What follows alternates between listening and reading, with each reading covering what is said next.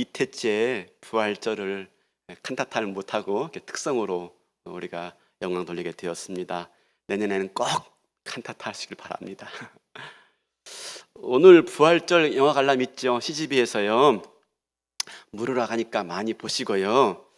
또 다른 부활절 기념 드라마가 TV에서 방영된 것 아세요? 모르시죠?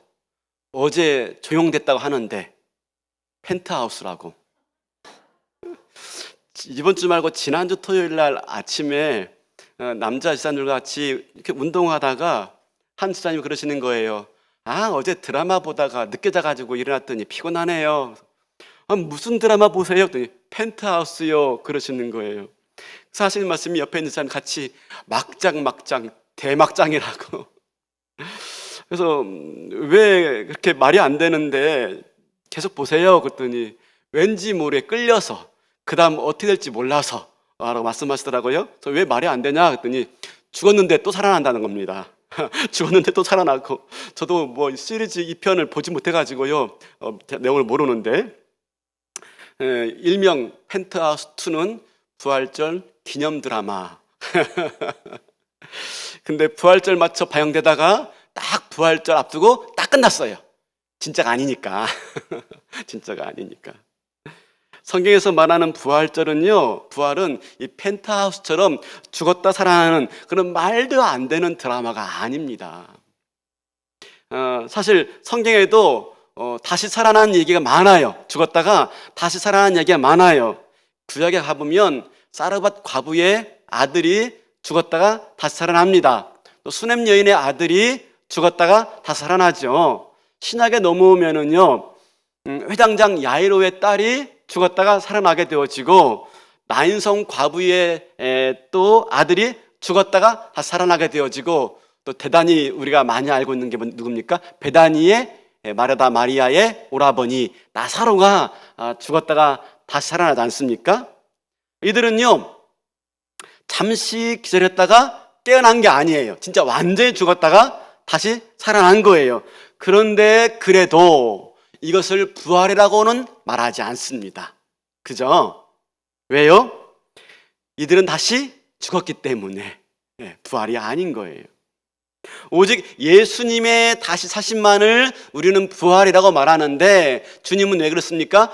영원히 다시 죽지 아니하시고 죽음을 이기시고 사망 권세를 극복하셨기 때문에 바로 그것을 부활이다라고 말을 하고 있는 것입니다. 그러므로 말미암아 어떻게 해요?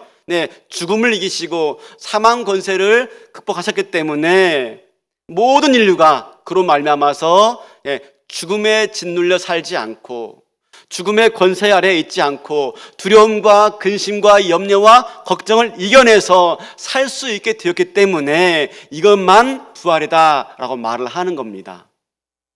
여러분, 지금 우리가 코로나 팬데믹의 위협 속에 있어요. 백신 접종으로 인해서 좀 나아지는가 싶었는데 오히려 더 확산되는 분위기라고 그래요. 근데 비단 우리나라만이 아니라 전 세계적으로 3차, 4차 대유행이 올 수 있다고 그럽니다. 그로 인해서 더 많은 사람들이 감염되어지고 더 많은 사상자가 나올 것 같아요. 좀 걱정이지요. 그냥 잘 마무리되면 좋을 것 같은데 당진도 의외로 다시 막 확산되는 분위기예요. 좀 마음이 무겁습니다. 여러분, 이처럼 우리 주변에는 죽음의 위협들이 도사리고 있어요. 사실 언제 죽을 줄 모르는 거죠. 이번 주에 당진에 이 버스가 추락해서 2명이 운명을 달리하는 사고가 있지 않았습니까? 여러분, 누가 알았겠어요? 열심히 근무하다가 퇴근하는 버스 타고 집에 가서 잠 좀 자야 되겠다가 했는데 그냥 그 길로 영원히 잠든 겁니다. 근데 가만히 생각해 보세요. 내가 만약에 그 차를 타고 집으로 돌아가려고 퇴근 버스를 기다리고 있던 사람이었다면 어땠을까요? 그죠? 그 다음 코스에서 내가 그 버스를 기다리고 있던 사람이었다면 아마 가슴이 덜컥 내려앉았을 것 같아요. 여러분, 안 그렇습니까? 우리가 살아가는 세상은 안전하지가 않아요. 이런저런 위험이 도사리고 있고요. 죽음이 성큼성큼 우리 앞에 다가오는 걸 느낄 수가 있어요. 그러므로 우리가 느끼는 건 뭐냐면 우리가 살아가는 세상은 결코 희망적이지 않다 하는 거죠. 근데 암울하고 희망이 없지만 그래도 우리는 희망을 찾으려고 애쓰고요. 또 희망을 붙잡으려고 애씁니다. 근데 여러분, 이때에 정말 우리에게 진정한 희망이란 뭘까요? 정말 우리가 꼭 붙잡아야 되고 우리가 꼭 바라봐야 될 소망이란 게 뭘까요? 바로 부활이죠, 부활. 이럴 때일수록 우리가 바라봐야 되고 이럴 때일수록 우리가 소망해야 할 게 예수 그리스도의 부활인 줄로 믿습니다. 여러분, 그래서 부활주일 예배가 중요한 거예요. 비록 코로나이지만, 코로나 인해서 힘들지만 그래도 우리가 영상으로든지 또 현장이든지 이 부활절 예배를 드려야 되는 이유가 바로 여기에 있어요. 왜요? 어려울 때일수록 우리가 더욱더 바라봐야 할 것이 바로 소망이기 때문에. 그리고 참된 소망은 바로 예수 그리스도 부활로부터 주어지는 것이기 때문에. 부활만이, 예수님의 부활만이 진정한 소망이 있는 겁니다. 여러분, 오늘 이 베드로전서의 저자는 베드로죠. 수신자는요, 로마 황제 가이사의 치하에서 예수를 믿으면서 그 예수 믿는 것 때문에 핍박을 당하고 박해를 당하고 고통 가운데 몸부림치는 그리스도인들, 초대교회 성도들이 수신자예요. 그 로마 황제의 숭배 정책에 따르지 못하고 예수 그리스도의 신앙을 지키며 살아가는 게 보통 힘든 게 아닙니다. 수많은 박해와 핍박 가운데 있었습니다. 사자굴 가운데 던져지고요, 불구덩이에 던져지게 되어지고요, 톱으로 쳐 죽임을 당하게 되어지는 그런 일들이 있는 거예요. 오늘 한번 볼까요? 1장 6절에 이렇게 쓰여 있죠. 그러므로 너희가 이제 여러 가지 시험으로 말미암아 잠깐 근심하게 되지 않을 수 없으나, 말은 잠깐이라고 말하지만 지금 그런 시험과 핍박과 환난과 곤고 가운데 지금 성도들이 놓여 있는 겁니다. 4장 12절에도 이렇게 말합니다. 사랑하는 자들아, 너희를 연단하려고 오는 불시험을 이상한 일 당하는 것 같이 이상히 여기지 말고, 불시험이 지금 당하고 있다는 거야. 불시험. 여러분, 불시험. 기독교 신앙을 가지고 있다는 것 때문에 모진 핍박을 지금 다 감당하고 있는 것입니다. 이런 그리스도인들에게, 이런 초대교회 성도들에게 지금 베드로 사도가 말씀하고 있는 것입니다. 오늘 1장 3절 다시 한번 읽어볼까요? 1장 3절 시작. 우리 주 예수 그리스도의 하나님 아버지를 찬송하리로다. 그의 많으신 긍휼대로 예수 그리스도를 죽은 자 가운데서 부활하게 하심으로 말미암아 우리를 거듭나게 하사 산 소망이 있게 하시며, 예수 그리스도를 부활하게 하심으로 말미암아 우리에게 산 소망이 있게 하시려고. 산 소망. 여러분, 우리에게 소망이 있는 일은 무엇입니까? 예수 그리스도 부활 때문에. 우리에게 이런 답답한 일을 당하여도, 우겨싸움을 당하여도, 불시험을 당하여도 우리에게 소망이 있는 까닭은 예수님이 부활했기 때문에. 여러분, 우리에게 소망이 있는 것은 과학기술의 진보와 발전 때문에 소망이 있지 않습니다. 백신 잘 개발하면 될 것 같습니까? 또 다른 바이러스가 또 다른 팬데믹을 만들어서 우리에게 또 고통을 줄 겁니다. 과학기술의 발전이 우리에게 소망이지 않습니다. 정치와 경제의 발전이 우리에게 소망입니까? 안 그렇지 않습니까? 계속 반복되는 문제로 우리가 근심하고 있지 않습니까? 사회 질서의 진보가 우리의 소망입니까? 아닙니다. 서로가요, 나 잘 살기 위해서 기회가 있으면 정보 이용해서 땅 사고 사고, 그렇죠? 결코 사회 질서가 우리에게 소망이지 않습니다. 사회법이 우리에게 소망일 수가 없습니다. 그 법을 정하면 또 다른 법으로, 또 다른 방법으로 언제든지 우리를 낙담케 하는 게 이 사회 질서이고 체제인 것입니다. 그러므로 우리에게 진정한 소망이 무엇입니까? 예수 그리스도 부활밖에 없는 겁니다. 부활밖에. 그러면 부활이 무엇이기에 우리에게 소망이 될까요? 여러분, 예수님의 부활은, 그래, 예수님이 부활하심으로 예수님이 하나님의 아들임을 증명했어 라는 차원 이상의 의미가 있는 것입니다. 그러니까 부활이 사실이냐 아니냐를 통해서 예수님이 하신 말씀이 사실이고 예수님이 정말 하나님의 아들이었어 라고 증거하는 차원에서만 부활이 있는 의미가 있는 게 아닙니다. 부활은요, 예수님의 부활은 아까 말한 것처럼 우리 일생에 영향을 미칩니다. 우리 일생에, 내 삶에, 내 일상에 영향을 미치는 거예요. 그래서 우리가 이 땅을 살아갈 때 부활의 권능을 덧입어 산 소망을 가지고 살게 만드는 겁니다. 부활의 권능을 덧입어. 그러므로 우리가 부활이 무엇이냐 하는 걸 알아야 돼요. 그냥 부활이 사실이냐 아니냐 하는 걸 아는 척에 끝나지 않고 도대체 부활이 무엇이기에 우리가 그 권능을 힘입어 산 소망을 가지고 살 수 있을까 하는 겁니다. 팀 켈러 목사님이라고 목회자들과 신학생들에게 많이 알려진 그런 목사님이신데, 이분이 부활에 대해서 이렇게 말을 했어요. 제가 지난주에 책을 봤는데, 부활은 침략이다. 부활은 침략이다. 좀 말 표현이 그렇습니까? 예, 좀 더 바꿔본다면 부활은 침투다. 침투. 하늘에 구멍이 났다는 것입니다. 하늘에 틈이 생겼어요. 그래서 하늘의 영광과 하늘의 풍성한 은혜가, 하늘의 놀라운 풍성한 생명이 우리 가운데 침투해 들어온 것, 이게 부활이다 라고 말하고 있는 거예요. 그래서 예수님만 부활한 게 아니라 그 부활의 하늘의 놀라운 생명이 구멍을 나고 틈을 내서 이 땅 가운데 내려와서 우리를 살게 하는 것, 그게 부활의 권능이며, 그래서 그 부활의 권능을 힘입어 살아갈 때 산 소망을 가지고 살게 된다 하는 것이지요. 이렇게 말씀드리면 좀 무슨 말인가 싶겠지만, 우리가 어디 보냐면 고린도전서 15장 20절입니다. 고린도전서 15장 20절. 제가 읽어볼게요. 그러나 이제 그리스도께서 죽은 자 가운데서 다시 살아나사 잠자는 자들의 첫 열매가 되었도다. 이 첫 열매는요, 구약에서 이스라엘 백성들이 제사 드릴 때 맨 처음 곡식, 맨 처음 수확한 곡식의 일부를 하나님께 감사 제물로 드리는 거예요. 근데 이 처음 곡식은요, 뭘 말하냐면 나머지 모든 곡식을 다 말하는 겁니다. 그러니까 지금 이렇게 첫 곡식을 드리듯이 나머지 모두를 드립니다. 왜냐하면 이 모든 것들은 하나님이 주신 것이기 때문에 라는 마음 가지고 첫 곡식 드리는데, 이게 오늘날 우리의 11조 개념과 같습니다. 그러니까 뭡니까? 첫 곡식을 드리는 것은요, 나머지를 보증한다 하는 겁니다. 생각해 보세요. 첫 곡식 드렸는데 그 다음 열매 없으면 굶어 죽잖아요. 그러니까 첫 곡식을 드리는 걸 뭘 말하죠?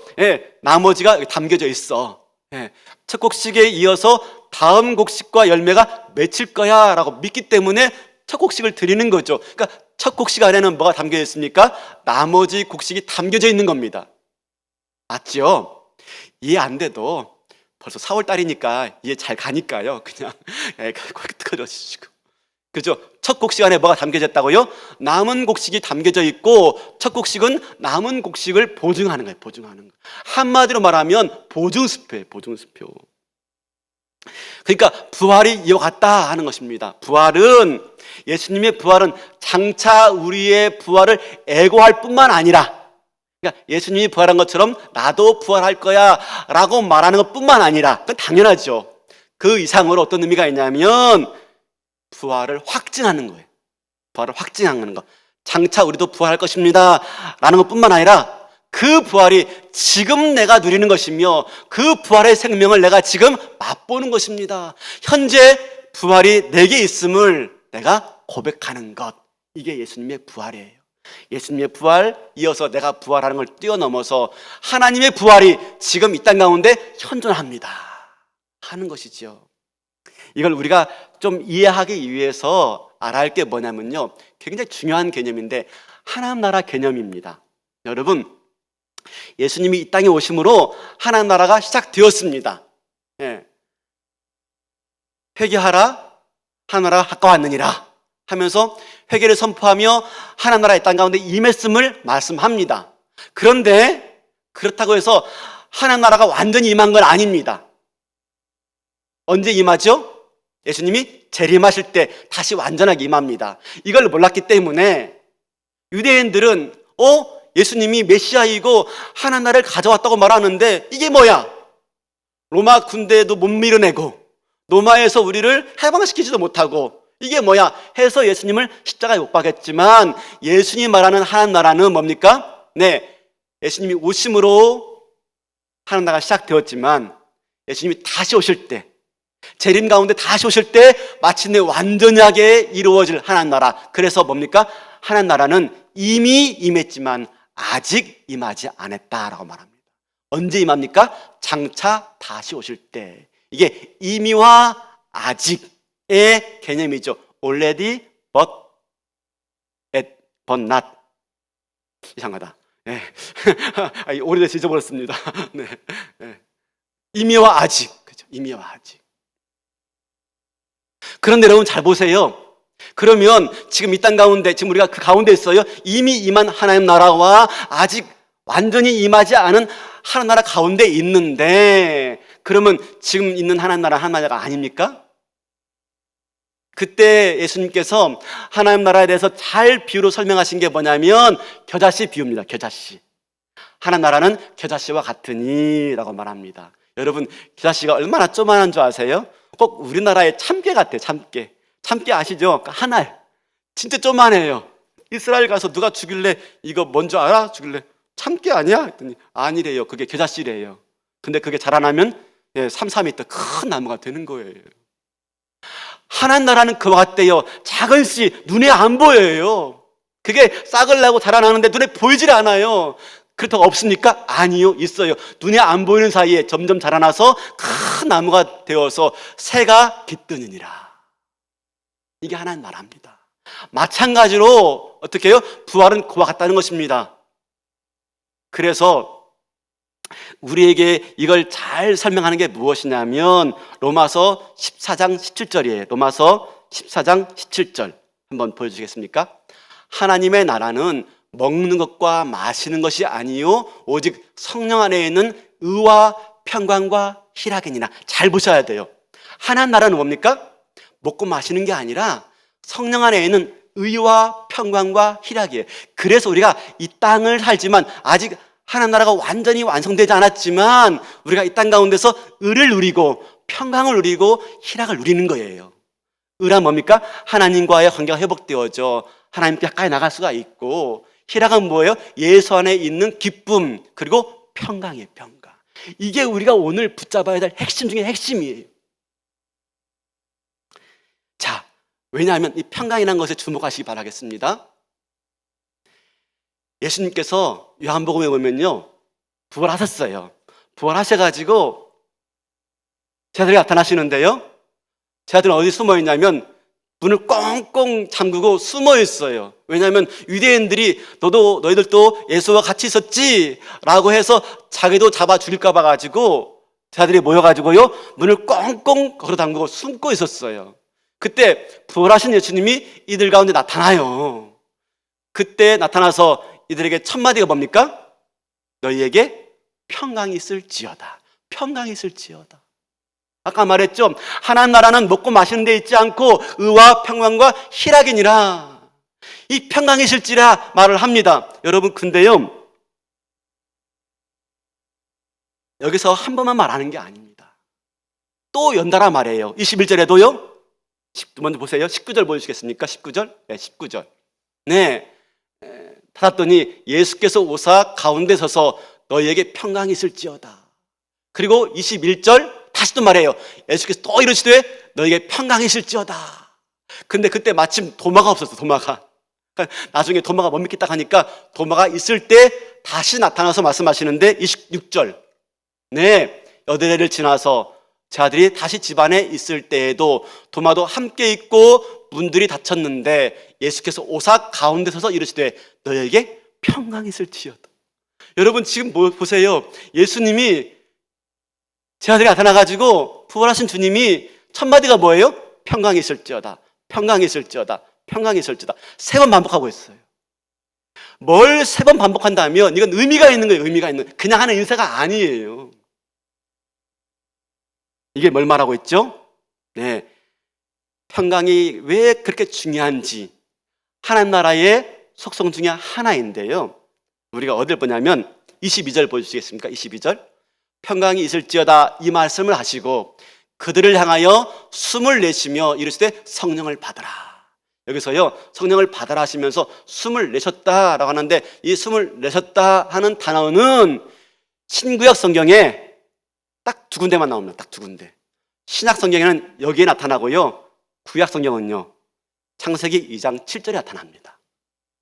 여호와 하나님이 땅의 흙으로 사람을 지으시고 생기를 그 코에 불어넣으시니, 그 코에 불어넣다, 이게 숨을 내쉰다, 똑같은 단어예요. 물론 히브리어와 헬라가 다르지만 같은 단어예요. 그럼 뭘 말하고 있습니까? 지금 숨을 내쉬며 성령을 받으라 라고 말씀하시는데, 이 장면은 뭡니까? 마치 천지 창조할 때 흙으로 사람 만들듯이 지금 제 아들을 다시 창조하고 있는 겁니다. 재창조, 재창조. 왜 그렇습니까? 지금 제 아들은 예수님이 죽은 후에 모여 있는데 이들의 심리 상태가 두려워 떨고 있었어요. 왜 두려워 떨고 있어요?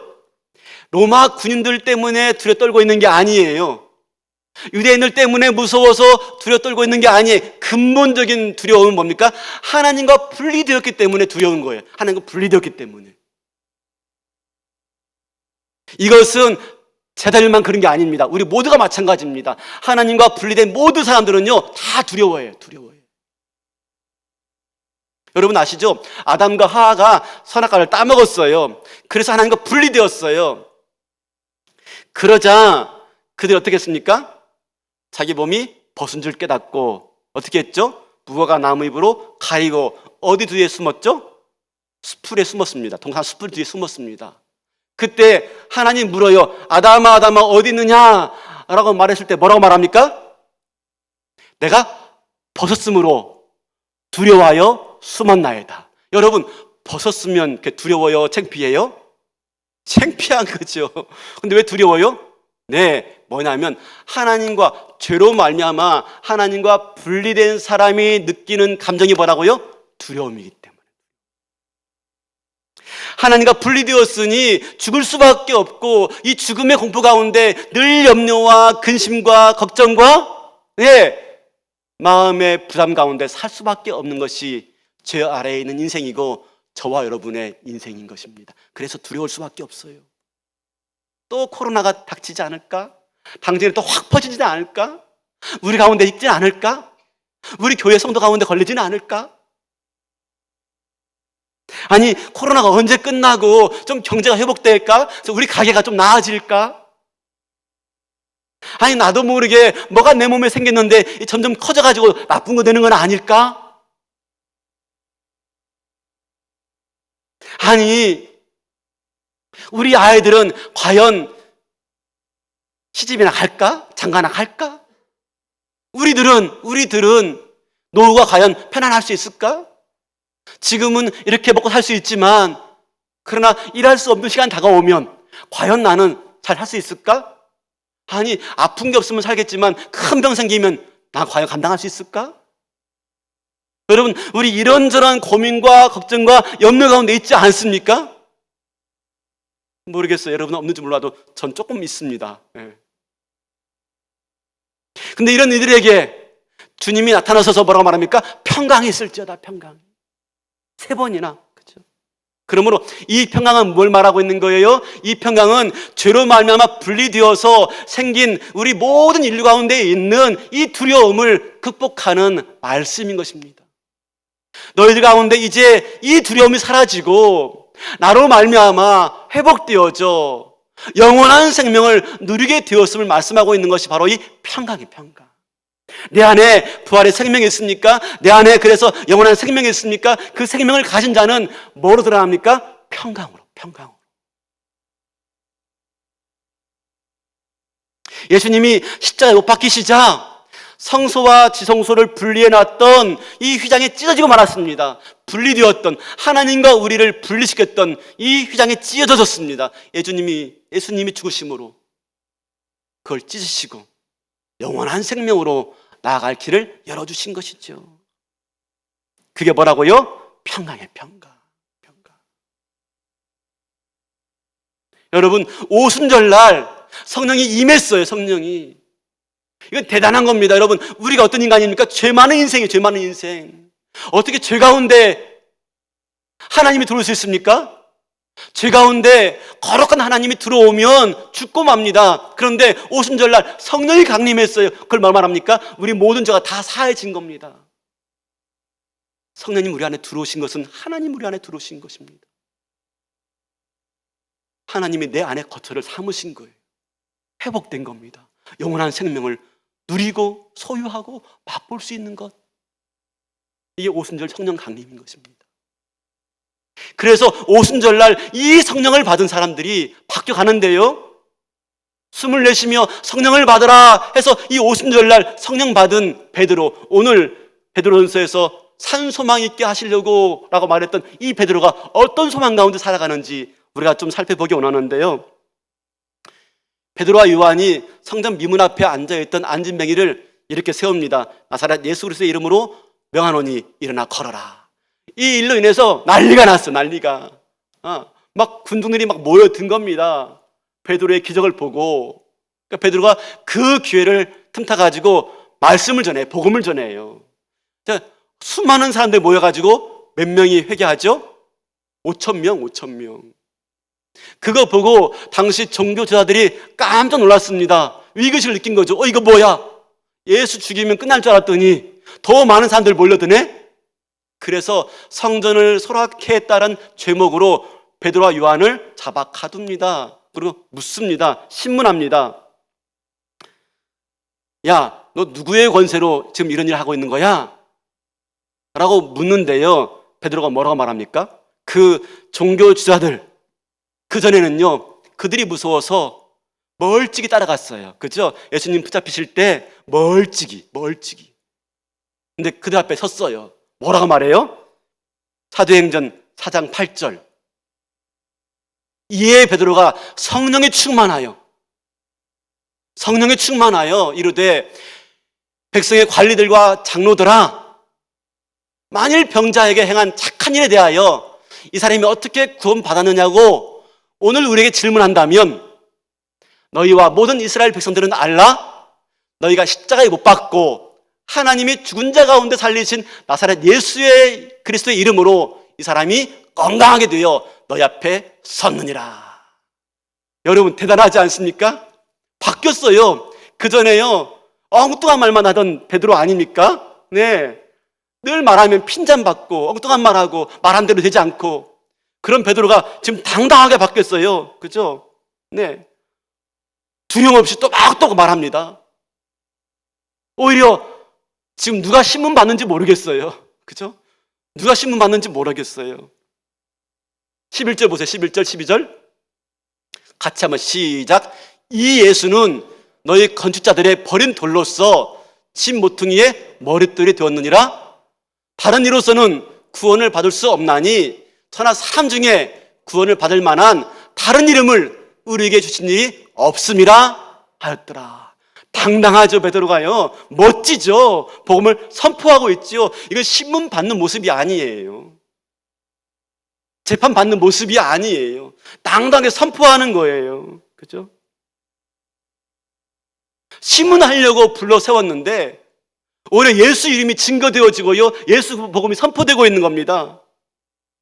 오히려 베드로의 모습 가운데 뭐가 있어요? 예수님의 모습이 보이는 거예요. 예수님의 모습이. 왜 그렇죠? 8절에 봤잖아요. 성령으로 충만하여. 성령을 불어 넣어짐으로 어떻게 해요? 부활의 생명이 베드로 안에 들어온 거예요. 침투한 것. 하늘에 구멍이 나가지고 틈이 나가지고 그 부활의 성령으로 말미암아 그 부활의 생명이 침투에 들어와서 베드로의 마음을 평안케 한 거예요. 평강으로. 마침내 어떻게 해요? 예수의 영이 베드로 안에 다시 살아난 겁니다. 예수의 영이 베드로 안에 다시 있게 된 거예요. 그래서 베드로가 예수님처럼 말하고 있는 겁니다. 예수님처럼.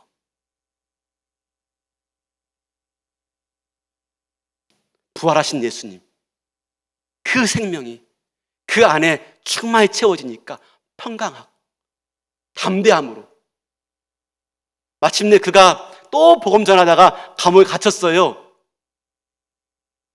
베드로를 붙잡은 사람들은 다음 날 베드로를 처형시킬 계획을 세웁니다. 베드로도 알고 있었습니다. 그날 밤 감옥에서 곤히 잠을 자는데 하나님이 베드로를 구원하시기 위해서 천사를 보내는데요, 감옥 안이 밝게 빛났습니다. 베드로가 깨어나질 못해요. 곤히 잠들어가지고. 여러분 그렇지 않습니까? 저는 간혹 집에서 제가 좀 일찍 잡니다. 근데 우리 딸내미하고 사모님 조금 늦게 잡니다. 그럼 제가 불 딱 끄고 잡니다. 근데 안방에 무슨 일로 들어올 때 불 탁 켜면 잠들었다가 탁 깨죠. 불 꺼! 그러죠. 예, 피곤하지만 불 꺼! 베드로는요, 그렇게 환하게 불 켜졌는데도요, 못 일어나요. 어떻게 합니까? 옆구리를 쳐서 깨우고 있습니다. 옆구리를 쳐서. 생각해 보세요. 이게 지금 내일 죽을 사람의 모습입니까? 우리 고난주가 말씀 들었지 않습니까? 사형수들의 모습이 어떤지, 그죠? 사형수예요, 사형수. 내일 죽을 사형수예요. 근데 어떡합니까? 곤히 자고 있어요. 지금 베드로 마음속에 뭐가 있습니까? 성령 충만을 통해서 부활의 생명 대신 예수님의 영이 임하여서 그의 마음을 평안케 하고 있는 거예요. 평안케. 내일 죽을 수 있는데도 그 마음이 평안해요. 사랑하는 성도 여러분, 바로 우리가 예수 부활로 누려야 될 권능은 바로 평강이에요. 평강. 예수 부활로 말미암아 다시 덧입어야 될 하늘의 권능은 평강이에요. 평강. 이 평강을 우리가 누려야 되는 것입니다. 이걸 주시기 위해서 평강이 있을지어다, 평강이 있을지어다, 평강이 있을지어다 부활하신 예수님이 나타나서 3번 말씀하고 계신 것입니다. 오늘 또 이 부활하신 예수님이 저와 여러분을 이 아침에 맞으시는 은혜가 있기를 바라겠습니다. 내가 너희에게 말하오니 평강이 있을지어다. 염려 있지요, 근심 있죠. 저도 마음에 있습니다. 문제거리 있습니다. 왜 없습니까? 그런데 이 부활의 아침에 하늘의 문을 열고 그 틈으로 내려오는 이 부활의 놀라운 영광으로 말미암아 내 안에 예수님의 생명이 나를 가득 채워서 내 안을 평강으로 채우는 권능을 덧입는 은혜가 있길 바라겠습니다. 그럴 때 문제가 되지 않는 거예요. 염려가 되지 않는 거예요. 근심이 근심되지 않는 거예요. 그거 맡겨버리는 거예요. 맡겨버리는 것. 알아서 하시겠지. 알아서 하시겠지. 그럴 때 내 마음 평안하고요. 문제가 되지 않으니까 스트레스 받지 않고요. 관계도 평안하고요. 그죠? 그러니 내 안이 기쁘고 내 밖이 기쁜데 우리를 억누를 뭐가 있겠습니까? 바라기는 성령 충만한 겁니다. 우리가 오늘 이 부활의 아침에 부활의 영광된 주님을 맞이하면서 다시 한번 성령으로 충만하여서 저와 여러분의 이 가슴에, 이 심령 안에, 이 영혼 안에 하나님의 평강이 가득 채워지는 은혜만 있기를 바랍니다. 그래서 내 삶을 위협하는 모든 것 속에서 근심, 걱정, 염려 가운데서 이 평강으로 말미암아 다시 한번 일어나고 산 소망을 가지고 살아가시는 저와 여러분 되시기를 주님의 이름으로 축원합니다. 다 일어나시겠습니다.